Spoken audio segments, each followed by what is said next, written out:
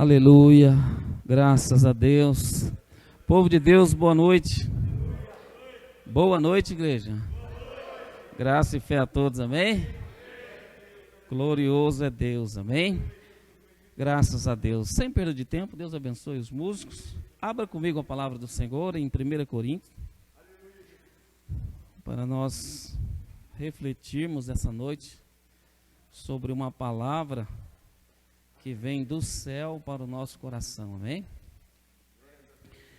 1 Coríntios, capítulo 2, nós vamos ler em primeiro momento aqui o versículo 9, e nós vamos entender o que Deus está falando conosco, amém? Você crê que essa palavra é viva? Amém? Você crê que essa palavra é viva, é eficaz, e ela pode surtir efeito nos dias de hoje na sua vida e na minha vida? Diga amém. Diz assim, mas, 1 Coríntios, capítulo 2, versículo 9.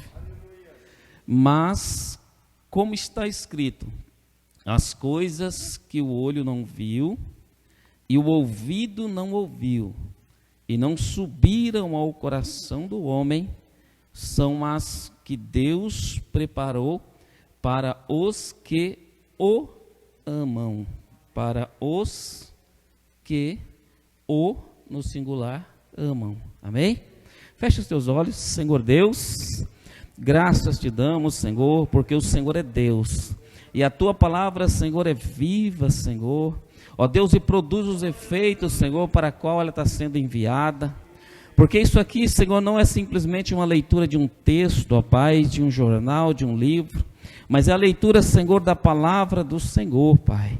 Ó Deus, e quando o Senhor, ó Pai querido, deixou, ó Pai, registrada, Senhor, ó Deus, na tua palavra, Senhor, esse dizer, Pai, é porque o teu Espírito Santo, ó Pai querido, estaria conosco para nos esclarecer a tua vontade e a tua verdade. Por isso, nessa noite, Senhor, não permita que nós saiamos daqui, Senhor, sem entender, ó Pai querido, a vontade do Senhor, a vontade atual, Senhor, para a tua igreja, para cada um de nós. Ó Deus, fala conosco, Espírito Santo, de forma presente, de forma real e verdadeira em cada coração aqui nesta noite. É o que nós te pedimos em nome de Jesus. Amém. E graças a Deus. Se assente no teu lugar. Graças a Deus. Se assente, olhe para cá, fique à vontade. Você está na casa do Pai, amém? Se eu tivesse que dar um título a essa mensagem, como foi pego meio nas pressas, mas eu colocaria o título: Existem coisas muito mais profundas do que nós pensamos. As coisas do céu, as coisas de Deus são muito mais profundas do que a nossa mente humana é capaz de entender. E quando eu olho para esse texto aqui, nós estamos falando de um homem muito sábio, um homem muito letrado, um homem muito conhecedor, amém, das leis, das normas, das regras da época, um homem totalmente envolvido com as coisas intelectuais da época.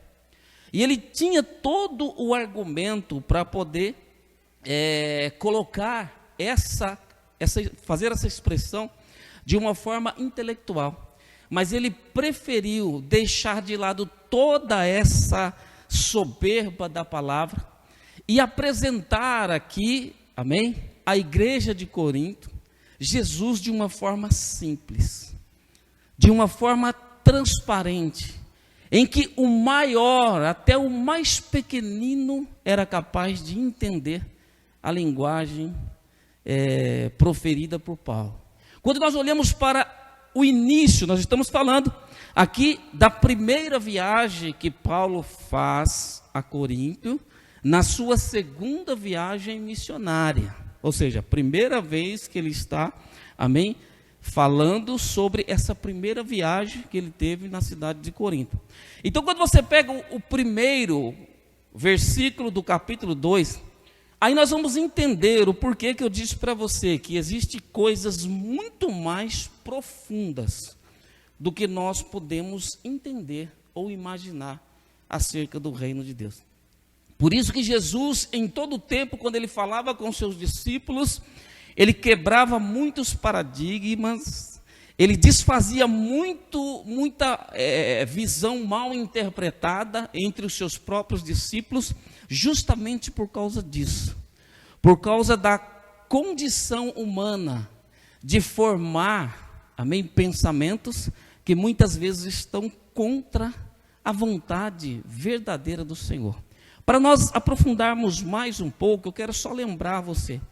Quando Cornélio manda os seus empregados ir até onde Pedro estava orando, a Bíblia diz que Pedro, Deus já tinha falado com Cornélio, Deus já tinha preparado todo aquele mover que iria acontecer ali naquela família, mas ele viu que dentro do coração de Pedro ainda existia uma informação incorreta acerca das coisas que estavam para acontecer. E aí, enquanto Pedro está orando ali algumas horas, a Bíblia diz que Pedro ele tem uma visão de um lençol que descia com muitos animais impuros. E a voz dizia: mata e come. E ele, na hora que Jesus fala isso na visão para Pedro, Pedro já demonstra a sua interpretação humana sobre a situação, que se não tivesse acontecido aquele mover de Deus presente, ele teria feito talvez uma coisa errada. Ele estaria fazendo um desserviço para o reino de Deus. Por quê? Porque ele falaria para os homens o que ele disse para Jesus. Porque ele disse: não, Deus, jamais eu vou colocar na minha boca coisa impura.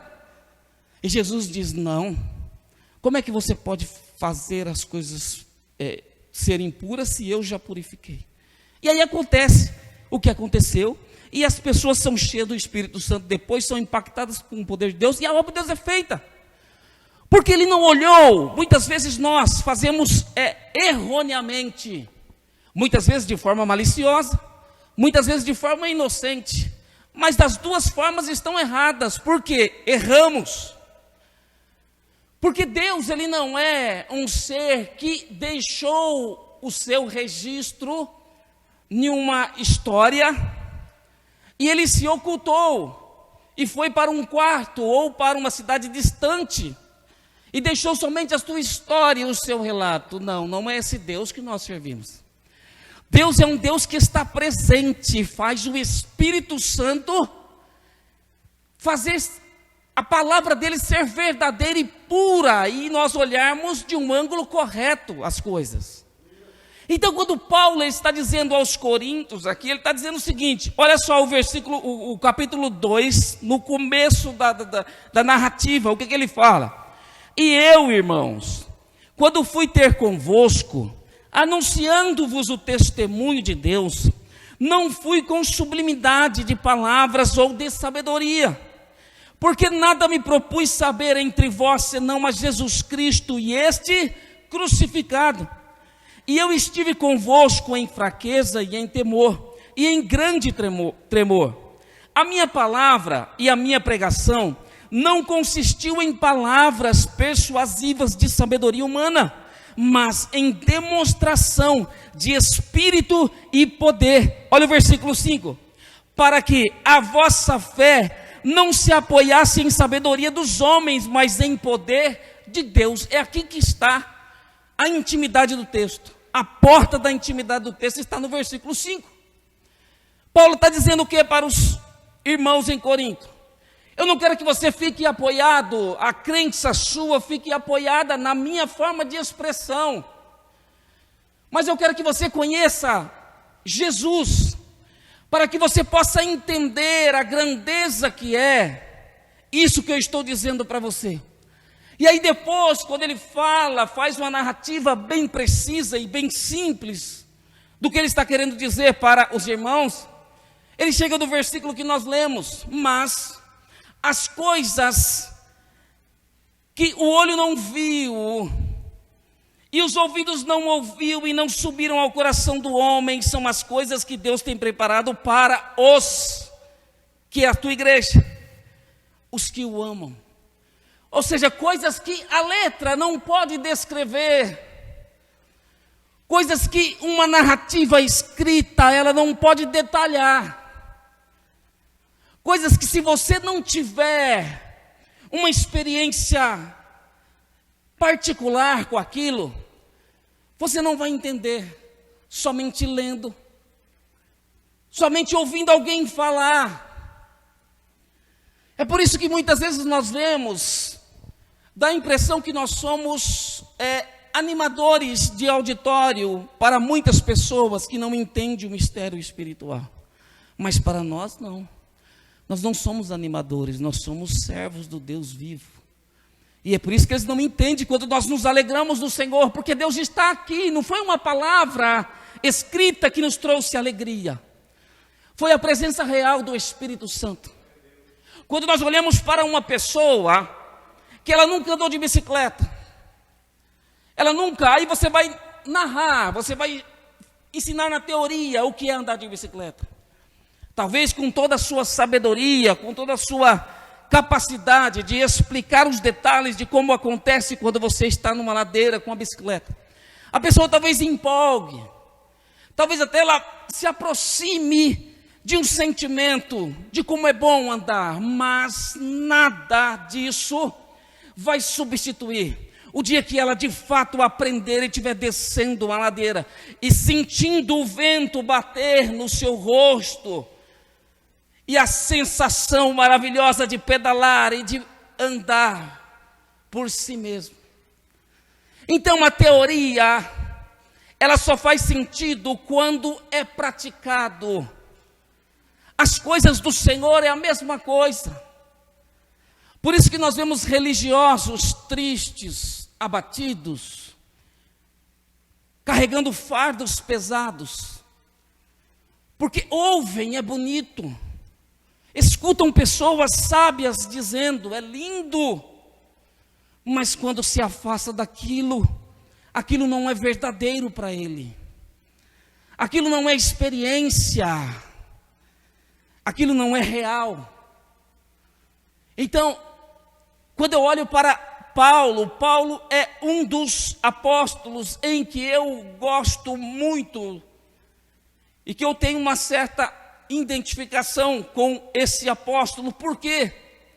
Porque ele fala simples, ele não tem rodeio, ele não usa palavras intelectuais para falar de algo simples, que é o reino de Deus.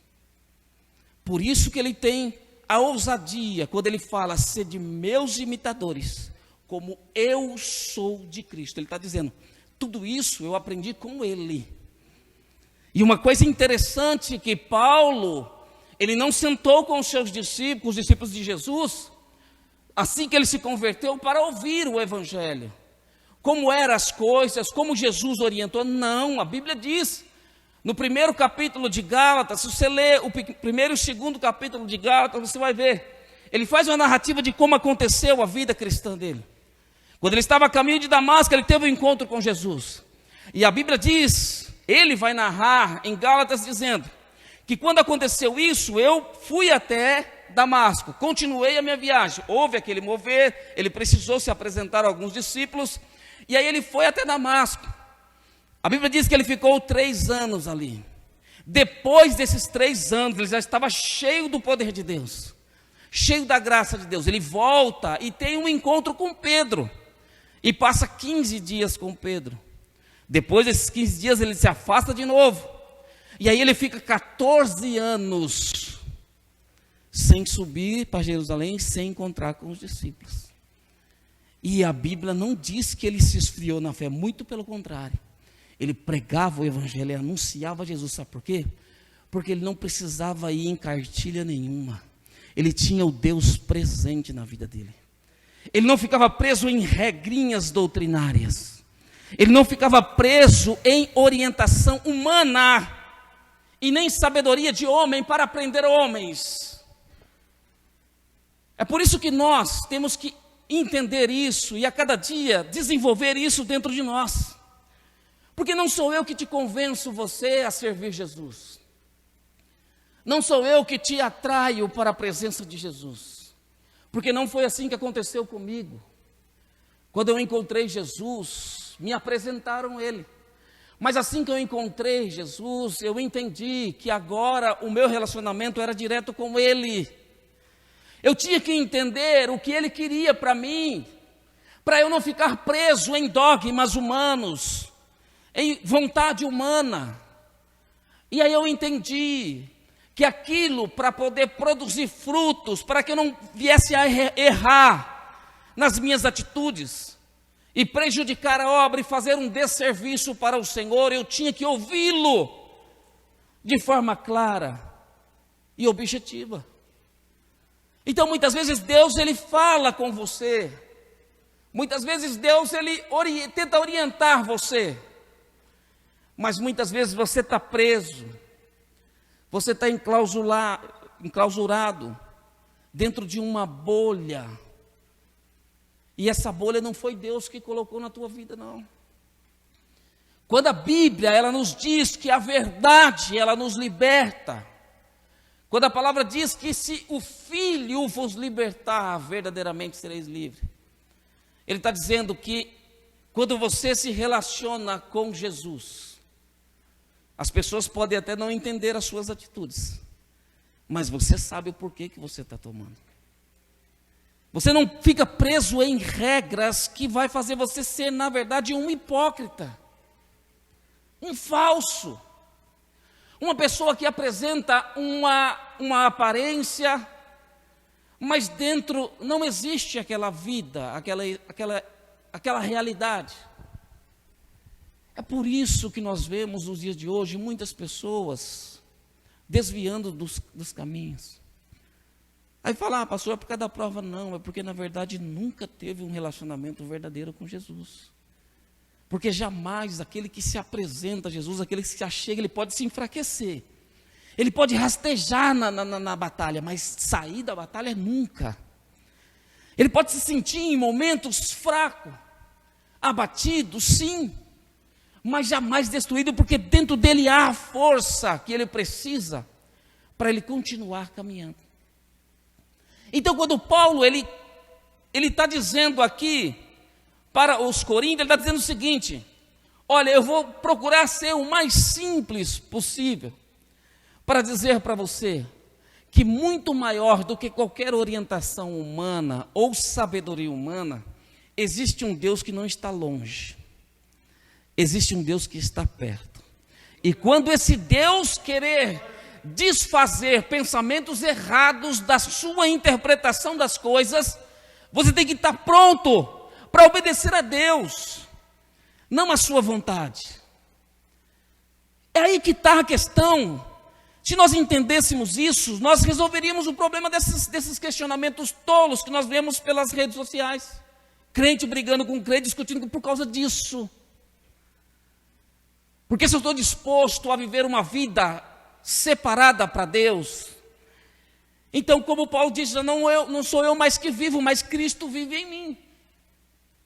Eu vou viver com a minha natureza humana, lógico. Eu vou ter os meus afazeres do dia a dia, lógico. Deus não vai tirar isso de você. Mas Ele quer encontrar em você um servo e uma serva capaz de escolhê-lo no momento como esse. Imagine se Pedro fala: você é doido, isso é coisa da minha cabeça. Não, está escrito nas escrituras. Não vou fazer isso não, isso é heresia. Não, eu sou judeu, não vou fazer isso não. E assim tem sido muitas atitudes que nós tomamos. Nós questionamos Ele, porque às vezes queremos dizer que a forma que nós interpretamos está correta. Então, enquanto nós não termos a absoluta direção, tudo é hipótese. Tudo é uma possibilidade, sim, mas ainda não é concreto e correto. Era uma hipótese de uma doutrina que estava na cabeça de Pedro, porém mal interpretada para o momento, onde Jesus estava fazendo todo aquela ação, já tinha se entregado na cruz, já tinha morrido, o plano já estava em andamento, o Espírito Santo estava prestes a vir. Então, assim, nós não podemos simplesmente fazer narrativas bíblicas em cima de um púlpito, ou em uma rádio, ou em um canal social, e acharmos que nós somos os absolutos, ou donos da verdade. Porque assim Pedro também se achava. Assim Pedro também se posicionava. E Jesus diz: não, Pedro, mas faz isso que eu estou te mandando, como se ele estivesse dizendo com essas palavras: faz isso que eu estou te mandando, depois eu vou continuar te orientando. E olha, obedece sim às leis, mas não deixe de me obedecer não, porque mais importante do que aquilo que você acha que está escrito é a minha voz, é a minha comunhão com você. Olha que coisa interessante. Quando Jesus estava com os seus discípulos, chega um moço e diz: Senhor, o que eu devo fazer para ser salvo? Olha que coisa interessante. Interessante e edificante para nós. Jesus fala: você tem que fazer isso, falando sobre os mandamentos. Olha o que aquele moço diz: Senhor, mas eu já faço isso desde a minha meninice. Já estava bom? Não é assim? Senhor, eu li a Bíblia desde quando eu me converti, Senhor. Tá bom, é um começo. Mas está pronto? Tá bom? Não. Tem mais uma coisa. Esse é o ápice. É o auge da vida cristã. É o que aquele moço não fez.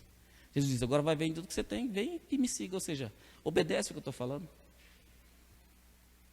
Mas ele ficou preso no quê?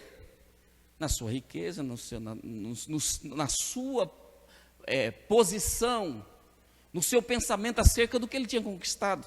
Talvez ele foi e falou: não, esse rapaz é louco, eu conquistei trabalhando, honesto, sigo a palavra, sigo as diretrizes, desde pequeno, obedeço ao meu pai, nunca matei, nunca roubei. Tinha argumento bíblico para questionar Jesus. Mas não era isso que Jesus estava falando. Agora vai, vende. Era um começo, era conhecer as escrituras, é um princípio, a base. Só que depois vem a obediência. E a obediência se dá no relacionamento. É por isso que muitas vezes eu tenho que ficar ouvindo as pessoas. É por isso que o crente, às vezes, ele fica ouvindo as pessoas, ele não tem direção. Então, o que o fulano falar, ele é uma pessoa sábia. Sim. Não estou querendo que você tire isso do seu coração, não. Sim, você tem que se espelhar em pessoas sábias. Eu só estou dizendo que entre essas pessoas sábias e Jesus, deixa a pessoa sábia de lado e escolhe Jesus. Tem momento, irmão, deixa eu falar uma coisa para você, uma verdade absoluta, intocável. Tem momento que Jesus quer falar com você e quer tirar todos os conceitos que estão na tua cabeça e no teu coração. Ele quer falar pessoalmente com você, intimamente com você. E ele não precisa de nenhum parágrafo, ele não precisa de nenhum texto, ele não precisa nada disso para ele falar comigo e com você. Ele só precisa da nossa atenção, da nossa confiança, da nossa fé, para que a gente possa ouvi-lo. Isso é fé. É a gente entender que as coisas que Deus faz são obras de um Deus que está presente. Você acha que quando você vai deitar e você faz a oração e você agradece a Deus e você deita no seu travesseiro, você sente aquela paz, aquela alegria, você pensa que isso é emoção da sua carne? Não é não. É a presença do Espírito Santo te alegrando, te dando conforto. Se você entendesse, é o que nós falamos no começo, se nós conseguíssemos compreender a dimensão exata, muitas vezes nós chegamos próximos de uma pequena fração disso aí. Por isso que Paulo diz: olha, conheço um homem que foi num lugar que eu falar para você, vi coisas que a capacidade humana não tem estrutura para entender o que eu poderia falar do que eu vi, então não tem nem como eu narrar isso. Então são essas coisas aqui que ele diz, que são coisas que não dá para narrar, não dá para falar. O relacionamento que você tem com Deus não dá para você colocar em palavras. Não dá para você expressar nenhuma carta, nenhum texto, não dá, porque é uma coisa íntima. É uma coisa pessoal. Quantas conquistas que você teve na sua caminhada? Olha para a sua vida. Olha para a tua caminhada com Jesus. Isso não foi resultado de simplesmente você cumprir um dogma ou uma doutrina, não. Isso foi resultado de um relacionamento com Deus. As respostas de oração que você teve, porque quando você orou com sinceridade. Você orou com o coração, com a sua vontade, com o seu desejo, e Deus sondou, foi isso no seu coração. Muitas vezes você falou coisas, até coisas que você nem entendia. Palavras, às vezes, que, se você traduzir no português, às vezes é até ofensiva, mas Deus olhou o sentimento e a intenção daquilo. E aí, quando Deus, Ele responde, quando você vê a ação de Deus, aí você entende, poxa vida, Paulo está dizendo uma coisa aqui interessante. Ele está falando para nós que Deus, Ele não fica ouvindo as suas técnicas de expressão. É importante, lógico, isso faz parte de batalha, de guerra, técnicas. Só que não é coisas primárias. Isso são recursos que nós usamos. Mas ele não pode ocupar o lugar de primazia das coisas. A primazia, o primeiro lugar de tudo que nós vamos fazer, tem que ser de Jesus. Tem que ser de Deus. Tem que fazer sentido, tem que ser verdadeiro, porque pode passar a luta que você passar, pode passar a tempestade que você passar, você sabe em quem você está apegado. Você sabe que aquilo ou aquele que te chamou, ele é maior do que qualquer outra situação. Você entende por que muitas pessoas entram para a igreja, saem, muda de igreja, pula daqui, pula dali? Gente, não tem nada errado com a igreja. O erro está no ser humano. Quer uma igreja muito mais livre e mais aberta para o evangelho e para o ser humano do que a nossa igreja? Aonde você tem liberdade, como a Bíblia diz, você tem que ter liberdade. Você não pode fazer da liberdade uma libertinagem, isso não. Existe um ponto. Mas a liberdade em que você tem para você deixar o Espírito Santo falar com você, e você chegar para o teu pastor e falar, ó, pastor, Deus falou isso comigo. E você ter liberdade para você anunciar aquilo, de você edificar a vida do teu irmão, instruir o teu irmão no caminho. Então as coisas não estão erradas fora, as coisas estão erradas dentro. O problema não está nos outros, o problema está em nós. As coisas não estão erradas na Bíblia, as coisas estão erradas na forma de nós entendermos, a forma que nós buscamos, o jeito que nós nos apresentamos. Porque a palavra de Deus é importante. Ela é fundamental para a nossa diretriz, para dar direção para o nosso caminho. Só que não se esqueça, ela é só um esboço de Deus, da vida humana. Sabe o que é um esboço? O pregador, quando faz um esboço, isso aqui não é isso aqui que Deus vai falar, mas isso aqui é um caminho para você chegar a um objetivo. A palavra é um esboço de Deus, que vai fazer o homem sair daqui e chegar ali. Só que no caminho, Deus quer falar pessoalmente com o homem. A palavra dá direção, te livra do pecado, mostra, faz você, identifica para você o pecado. Só que nesse meio tempo, entre a sua partida e a tua chegada, Deus vai falar com você pessoalmente. Ele já deu para você a direção.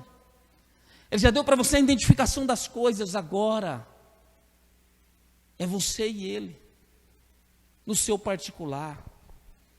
Sabe, quando você vê um culto, como nós tivemos aqui domingo, um trabalhar de Deus tremendo, pessoas que estavam machucadas, feridas, Deus falou com aquelas pessoas, não foi só com o texto que o pastor Renato leu, não.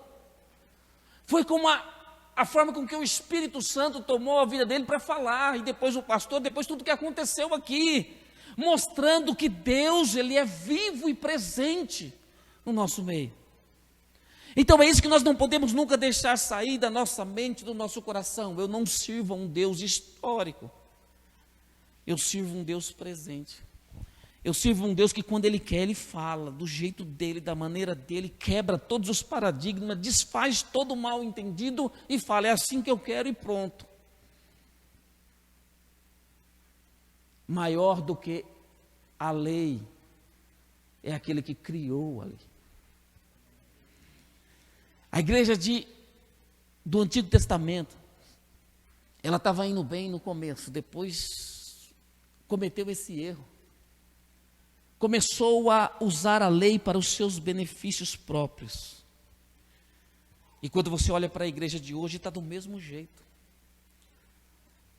Muitos líderes espirituais estão usando a palavra para os seus interesses, interpretando de forma pessoal, criando dogmas, criando doutrina, criando bolhas para as pessoas ficarem presas dentro dela. E com isso não tem liberdade de pensar, não tem liberdade de raciocinar. É tantos absurdos que você vê por aí, vira e mexe. Nós vimos isso.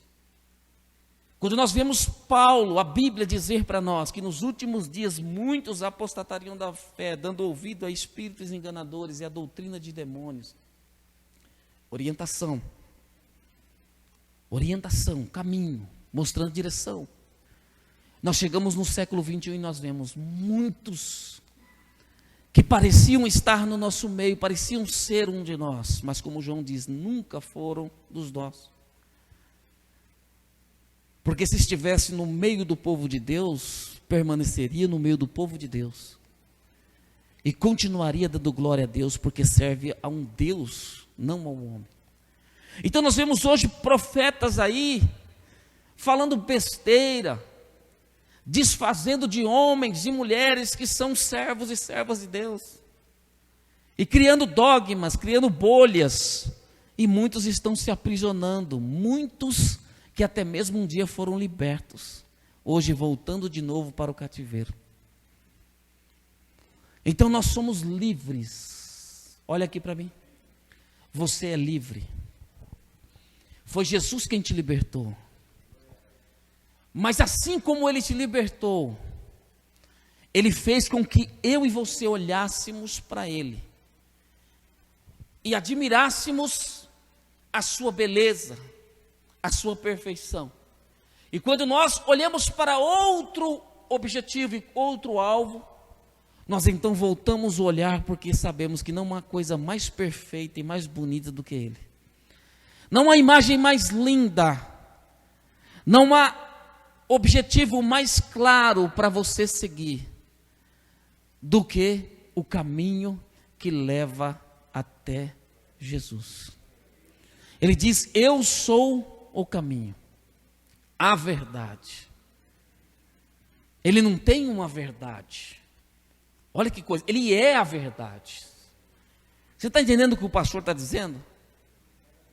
Não é para você desfazer, não, é para você continuar meditando e examinando, sim, mas a palavra, ela no princípio era o verbo, era Jesus. O caminho não vem de Jesus, é Jesus. E a vida não vem de Jesus. Jesus não tem vida, Ele é a vida. Então esse tempo que você está na presença de Deus, sentindo paz, sentindo alegria, sentindo gozo, prazer, é porque você está no caminho da vida. Quer permanecer vivo? Permaneça em Jesus. Quer permanecer livre? Permaneça em Jesus. Quer permanecer salvo? Permaneça em Jesus. Quer permanecer com direito à eternidade? permaneça com Jesus. Não existe verdades ocultas, porque as verdades que estão ocultas, a Bíblia diz que as coisas que estão encobertas são para Deus. Tem muita gente aí achando que descobriu a roda, irmão, em pleno século 21. Muitas pessoas desfazendo daquilo que nós aprendemos, aquilo que para nós é cartilha, lá atrás, de escola bíblica. Mas não tinha outras verdades além daquilo, era aquilo que Deus revelou, só é isso. Não existe mais. Então, mostrou o caminho, agora sim, eu estou no caminho. Então, Jesus fala comigo, Jesus me orienta, Jesus me dá direção, Jesus tira de mim essa angústia, tira de mim essa ansiedade, que é o excesso de futuro, a depressão, o excesso de passado. A Bíblia diz que você tem que estar cheio de Jesus, excesso de Jesus é o presente.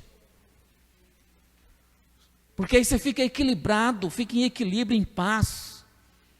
Por mais que você tenha vivido coisas boas no passado, já passou. Por mais que você tenha vivido coisas ruins no passado, já passou. E por mais que você queira ansiosamente chegar o amanhã, esqueça o amanhã. Senão você vai ficar ansioso. E a Bíblia diz que não é bom que o homem ande ansioso. Se encha do hoje, do agora. Não deixe para ser intenso com Deus amanhã. Seja intenso com Deus hoje.